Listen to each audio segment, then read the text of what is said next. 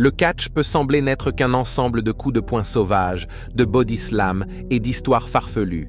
Mais c'est plus que ça. Les catcheurs doivent être rapides et faire preuve d'une grande intelligence pour réaliser des mouvements qui relèvent du génie afin de gagner un match. Suivez-nous dans cette vidéo pour découvrir comment certains catcheurs de la WWE ont gagné leur match de façon inattendue. Plongé dans le vif du sujet, vous vous souvenez de la fois où Jeff Hardy a pris le dessus sur Edge en le coinçant dans une échelle? C'était du pur génie en action. Tout s'est passé à Extreme Rules 2009, où Jeff et Edge se sont affrontés dans un match de l'échelle. La rivalité entre ces deux hommes était déjà bien installée, et c'était donc logique. À l'époque, Hardy était l'un des babyface les plus populaires de la WWE, et il a surpris tout le monde en devenant un concurrent sérieux pour le titre mondial. Compte tenu de l'intensité du conflit entre Hardy et Edge, en particulier lors des matchs de l'échelle qui ont fait monter l'adrénaline, il était évident que Hardy allait choisir cette stipulation de leur affrontement à Extreme Rules. Bien sûr,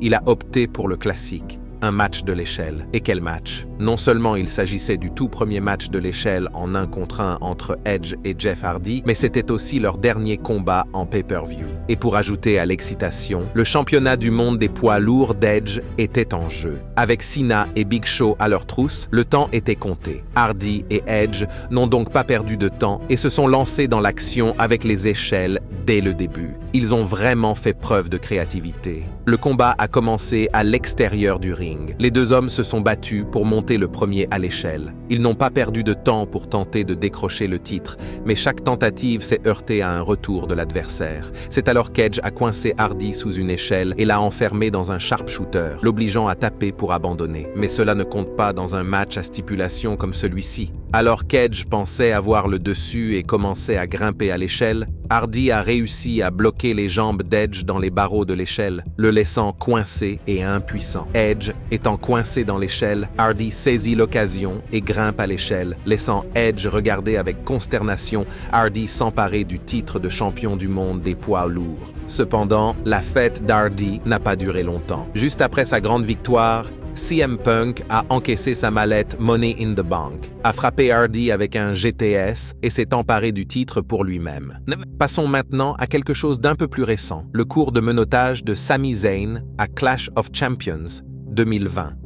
Mais avant d'entrer dans le vif du sujet, parlons un peu de Sami Zayn. Cet homme est entré sur la scène du catch professionnel en 2002 sous le nom de Stevie McFly. Avant d'entrer dans la cour des grands avec la WWE, il a combattu à Montréal avec l'International Wrestling Syndicate, remportant le championnat du monde des poids lourds de l'IWS, non pas une, mais 2 fois. Une fois que Sebey a signé son contrat avec la WWE en 2013, il a changé de vitesse pour devenir Sami Zayn et a cessé de porter un masque. Il a commencé par participer à NXT de la WWE, où il a remporté le championnat de NXT. Ensuite, il a été appelé dans la cour des grands et a remporté le championnat intercontinental non pas 1, mais 4 fois. À partir de 2022, la base de fans de Sami Zayn s'est agrandie grâce à ses excellentes performances avec la Bloodline. En plus de ses succès à la WWE, il a été la tête d'affiche de plusieurs pay-per-view, décrochant des places de choix comme à WrestleMania 39. C'est là qu'il a fait équipe avec son meilleur ami Kevin Owens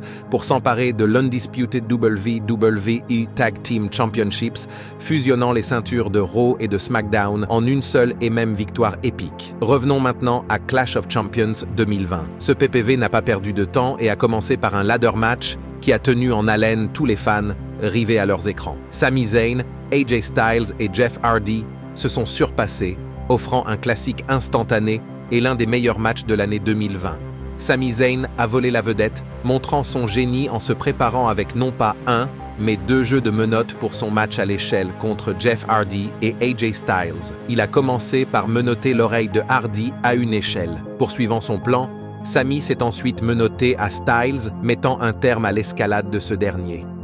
Mais alors que Styles est attaché à Hardy, Sami sort la clé de sa poche, se libère et se ferait un chemin jusqu'au titre de champion intercontinental. C'est vraiment un coup de maître. Ensuite, nous avons un mouvement si habile qu'il porte son propre nom, Tale of the Duct Tape, l'histoire du ruban adhésif. Vous avez probablement une idée de ce dont il s'agit, mais tout s'est passé dans un Last Man Standing match. Dans ce match, le but du jeu est de maintenir son adversaire à terre pour le compte de 10. Mais voici l'astuce, il n'est pas toujours nécessaire de l'assommer. Assurez-vous simplement qu'il ne puisse pas se relever avant que l'arbitre ne compte jusqu'à 10. Et la victoire est à vous. C'est ce qui s'est passé à Extreme Rules en avril 2010. Le champion de la WWE de l'époque, John Cena, avait plus d'un tour dans son sac et il s'agissait de beaucoup de rubans adhésifs. Il l'a utilisé pour déjouer son ennemi juré, Batista, et le garder collé au tapis. Qui aurait cru que le ruban adhésif pouvait changer la donne sur le ring?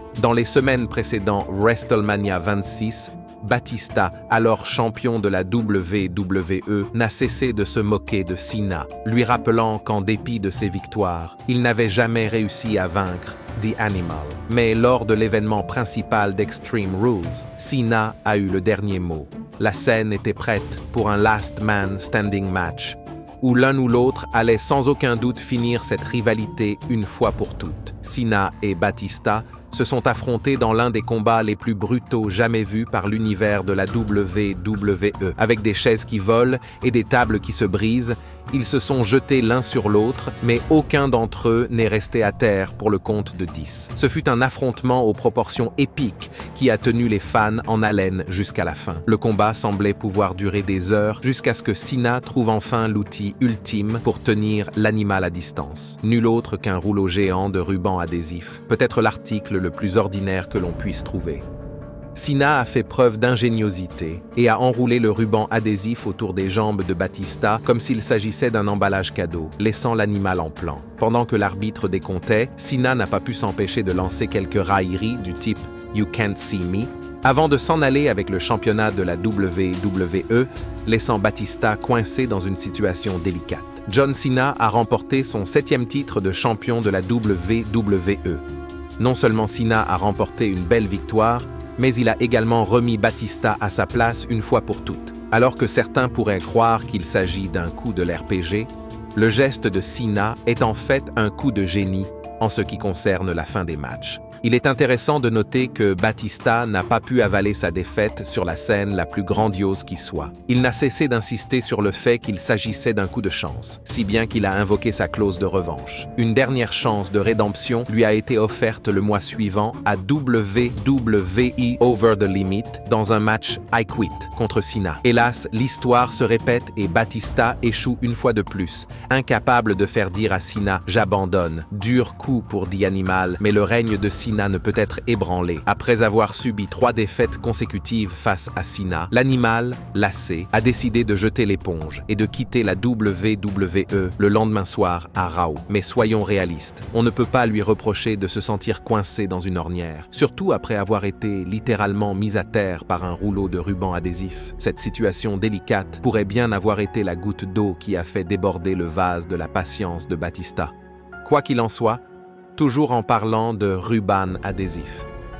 Parlons de la fois où le Great One lui-même, The Rock, s'est servi sournoisement du ruban adhésif pour remporter une victoire intelligente sur Mankind au Royal Rumble 1999. Cette fois, ce n'est pas le ruban adhésif qui a volé la vedette, c'est la ruse de The Rock avant le ruban adhésif qui a permis à tout le monde de parler de l'un des moments les plus mémorables de la WWE. Le match I Quit entre The Rock et Mankind au Royal Rumble 1999 est légendaire pour sa brutalité, mais la confusion ne s'est pas arrêtée au match. Elle s'est étendue à la fin. De nombreux fans se sont gratté la tête, se demandant si The Rock n'était pas sorti des sentiers battus. Quel était le plan initial pour la fin du match? Cette rixe brutale de 1999 est gravée dans les mémoires pour plusieurs raisons. Mick Foley a reçu de violents coups de chaise à la tête et The Rock portait une tenue plutôt étrange, un survêtement noir. Il s'avère que c'était pour cacher les cicatrices d'une opération de chirurgie esthétique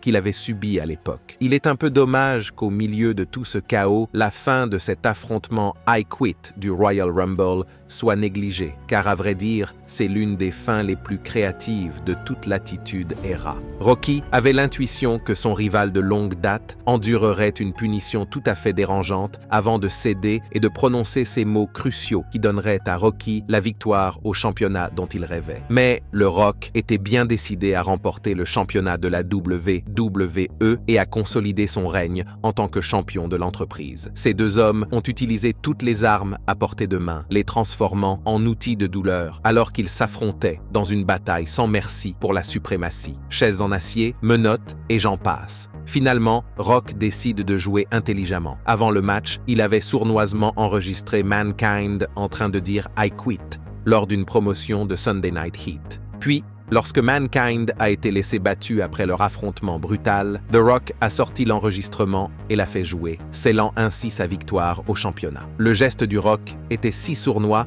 qu'il ne pouvait être considéré que comme du génie, bien qu'il ait certainement remué le couteau dans la plaie et préparé le terrain pour quelques autres batailles avec Mankind dans les semaines à venir. Mais pendant 1 minute, avec un Rocky surexcité et brandissant une chaise en acier, on a vraiment eu l'impression qu'il avait réussi à arracher le titre mondial à Mick Foley. C'est une décision plutôt intelligente, mais passons à quelque chose de moins controversé, mais tout aussi brillant.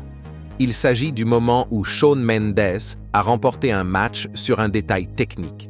Avant 1995, les matchs du Royal Rumble se terminaient généralement de façon assez classique, à l'exception de cette fois où Lex Luger et Bret Hart sont tombés tous les deux en même temps. Puis, en 1995, la WWE a décidé de changer les choses. En 1995, la WWE a réalisé l'une de ses premières simulations épiques au cours d'un Royal Rumble. Shawn Michaels et Davey Boy Smith ont donné le coup d'envoi et terminé le tout en tant que premier et dernier participant. Et devinez quoi? La règle, les 2 pieds doivent toucher le sol? Oui, c'est là que tout a commencé grâce à Shawn Michaels. Le Royal Rumble de 1995 a changé la donne en termes de narration. À l'époque de la Golden Era, la WWE pouvait se contenter de laisser l'ambiance de la bataille royale s'imposer d'elle-même. Mais en 1995, c'était différent. Avant cela, seule la victoire épique de Ric Flair en 1992 avait vraiment résisté à l'épreuve du temps. La WWE a donc décidé de bousculer les choses en prenant des mesures audacieuses en matière de narration. Le fait que Shawn Michaels et The British Bulldog soient les 2 premiers participants était un peu inhabituel, car traditionnellement, ils n'auraient pas été considérés comme des candidats de premier plan. Mais la WWE a tout fait pour qu'ils soient au centre de l'attention du début à la fin. Le fait de prévoir la victoire de Michaels a permis à ce dernier de réaliser une performance exceptionnelle. Michaels et The British Bulldog se sont tous deux montrés à la hauteur, avec un début solide et une fin de match époustouflante. The British Bulldog a trompé tout le monde lorsqu'il a semblé jeter Michaels pour la victoire. Les fans l'imaginaient déjà en tête d'affiche de WrestleMania 11 contre Bret Hart ou Diesel. Et puis, bam! Michaels exécute ce mouvement athlétique fou, se faufile dans le ring et jette Bulldog par-dessus les cordes. Mais voici le clou du spectacle. Même si Shawn Michaels est passé par-dessus les cordes, il ne l'a pas fait complètement. La WWE a toujours parlé de la règle suivante. Si vous êtes éliminé, vous devez passer par-dessus la corde supérieure, les 2 pieds touchant le sol. C'était comme le ticket d'or pour une élimination nette. Mais 1995 a changé le scénario, parce que ce n'était pas si simple. Avant cela, il n'avait jamais vraiment évoqué les fausses éliminations au-delà de quelqu'un qui se balançait au-dessus des cordes. Ainsi, les 2 pieds doivent toucher le sol, est devenue la règle d'or du Royal Rumble après ce rebondissement. Passons maintenant à un autre coup de génie d'un catcheur. Io Sky a menotté Bayley et Becky Lynch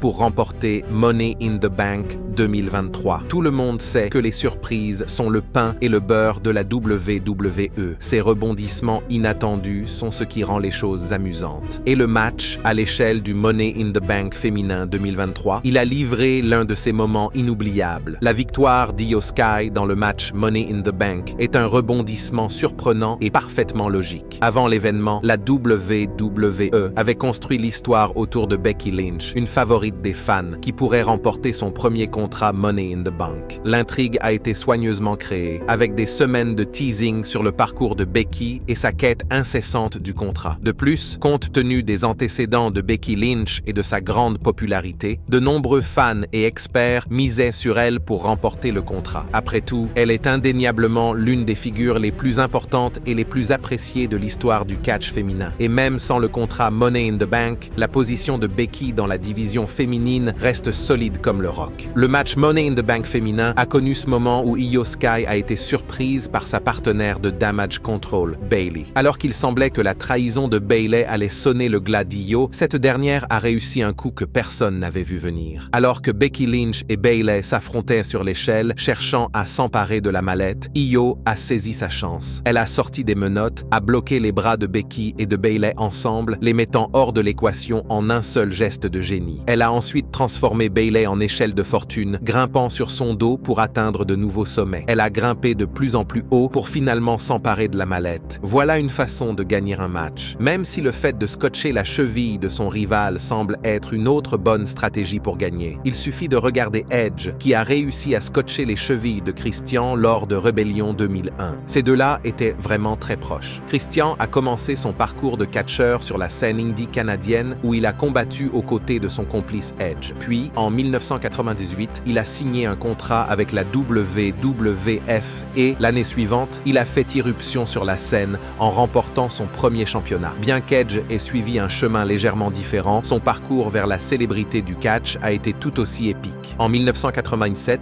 il signe un contrat avec la WWF et, l'année suivante, il fait parler de lui sous le nom d'Edge, faisant ses marques sur le ring. Après avoir remporté le championnat intercontinental en 1999, il s'est associé à Christian pour dominer la scène des équipes, remportant le championnat mondial par équipe à 7 reprises. D'un match classique de championnat intercontinental à l'autre, le voyage de la WWE à Manchester en 2001, baptisé Rébellion, a donné lieu à un affrontement épique entre Edge et Christian, amis de longue date et frères d'armes, à l'intérieur d'une cage d'acier. Faisant preuve de son talent pour sortir des sentiers battus, ce qui deviendra sa marque de fabrique dans les années à venir, Edge, champion intercontinental à l'époque, réservait une surprise assez impressionnante aux champions d'Europe en titre. Christian semblait être sur le point de gagner, rampant le long de l'extérieur de la cage d'acier à l'ancienne. Mais le ultimate opportuniste, Edge, avait un coup de génie dans sa manche. Il saisit les deux jambes de son ancien partenaire et l'envoie sans ménagement, N première, dans la cage d'acier qui ne pardonne pas. Voilà qui est fait. Mais Edge ne s'arrête pas là. Dans un geste hilarant, le champion a utilisé le ruban adhésif de son poignet pour attacher les chevilles de Christin. Surprenant, cet artifice lui permet de remporter la victoire. Nous revenons à WrestleMania 20, où Eddie Guerrero a effectué son classique mouvement de desserrage de bottes contre Kurt Angle. Si vous êtes confus, ne vous inquiétez pas, nous allons vous expliquer ce qu'il en est. Une chose est sûre, Eddie Guerrero était passé maître dans l'art de trouver des moyens détournés de gagner des matchs, et il a réalisé l'un de ses meilleurs coups à WrestleMania 20 lorsqu'il a défendu le championnat de la WWE contre Kurt Angle. C'était un cours magistral de mensonges, de tricherie et de vol pour remporter la victoire.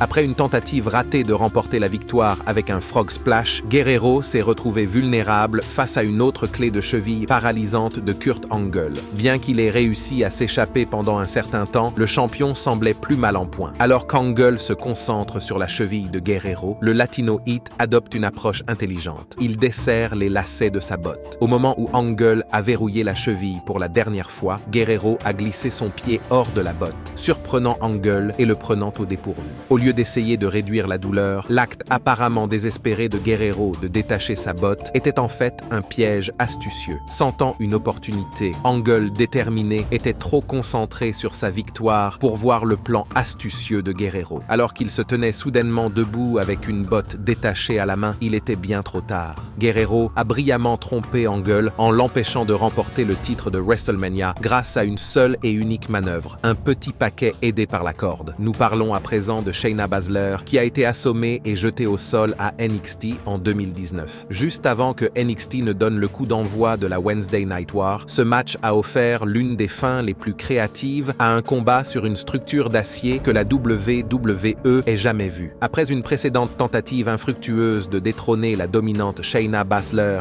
à TakeOver 25, une Io Shirai déterminée à affronter The Queen of Spades une fois de plus, cette fois à l'intérieur d'une cage d'acier en juin 2019. Alors qu'il semblait que Shirai était sur le point de s'échapper et de remporter l'or pour la première fois à NXT, Baszler a impitoyablement verrouillé l'embrayage Kirifuda. Cependant, ce n'est pas ainsi que Baszler a réussi à conserver son précieux titre. Dans une surprise totale, la Genius of the Sky a trouvé un moyen de se libérer de la prise avec un peu d'aide de la porte de la cage qui se trouvait à proximité. Mais le plus important, c'est que ce coup de force a fait basculer Baszler à l'extérieur, lui donnant accidentellement la victoire. Magique. Changement de vitesse avec Asuka Misty, surprise pour remporter le titre de championne de Raw. Je ne vais pas mentir, ce mouvement semble plus sournois que génial, mais bon, le jeu est le jeu. Bianca Belair avait déjà montré Asuka, qui sera la patronne à WrestleMania 39, en train de remporter une grande victoire. Mais alors que Belair était prête à entamer son parcours à SmackDown après la draft, Asuka a surgi pour rappeler à l'EST de la WWE que leur affrontement n'était pas encore terminé. Personne n'a sourcillé en pensant que le règne de Bianca Belair en tant que championne de Raw était en danger à l'approche de Night of Champions 2023. Même si Asuka a inauguré un nouveau look à la WWE lors du Rumble, rappelant l'époque où elle était Kana avant le divertissement sportif, elle a tout de même perdu face à l'EST de la WWE à WrestleMania 39. De plus, la façon dont la compagnie a annoncé leur éventuel match, revanche, ne laissait pas présager une menace crédible pour la Challenger. Cependant, la stratégie d'Asuka consistait simplement à lancer quelques versions supplémentaires de son mist sur la championne au cours des semaines précédant le grand affrontement. En fin de compte, toute cette brume s'est avérée n'être qu'une préparation pour une fin indéniablement créative à la bataille imminente des rivales. Honnêtement, la routine mise dans les yeux pour la victoire a été faite à mort dans le monde du catch. Mais ce combat pour le titre féminin a réussi à le remettre au goût du jour. La championne n'était pas prête à se laisser abattre sans combattre. L'EST de la WWE n'a cessé de revenir à la charge, mais Asuka l'avait bien en main, dominant Belair à chaque instant. Au fil du match, Bianca Belair a réussi à monter une offensive, mais Asuka a refusé de reculer. Dans les dernières minutes, les deux superstars ont échangé des contres, Asuka tentant même de cracher son mist sur Bianca, qui l'a esquivé de justesse. Après avoir échoué à cracher le liquide aveuglant dans les yeux de Belair, Asuka a eu recours à une tactique sournoise. Pendant que l'arbitre ne regardait pas, elle a recouvert ses doigts de la substance et l'a appliqué sournoisement sur les yeux de Belair alors qu'elle était enfermée dans le code. Asuka a ensuite capitalisé en donnant un coup de pied à la tête de Belair pour remporter la victoire, livrant un délicieux rebondissement qui l'a dépeinte comme un génie terrifiant. C'était un mouvement rusé et impitoyable qui a assuré le règne d'Asuka au sommet de la division féminine. Pour finir, un autre moment emblématique de Shawn Michaels. Cette fois, il s'agit de son Sweet Chin Music pour la victoire de Cena à Backlash